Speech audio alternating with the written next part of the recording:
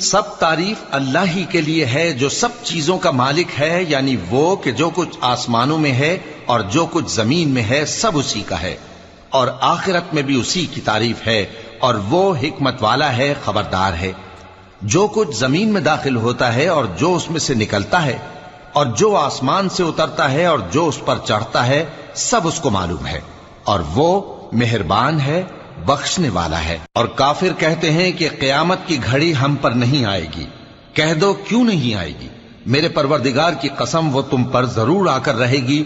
وہ پروردگار غیب کا جاننے والا ہے، ذرہ بھر چیز بھی اس سے پوشیدہ نہیں، نہ آسمانوں میں اور نہ زمین میں، اور کوئی چیز ذرے سے بھی چھوٹی یا بڑی نہیں مگر کتاب روشن میں لکھی ہوئی ہے، اس لیے کہ جو لوگ ایمان لائے اور عمل نیک کرتے رہے ان کو بدلہ دے۔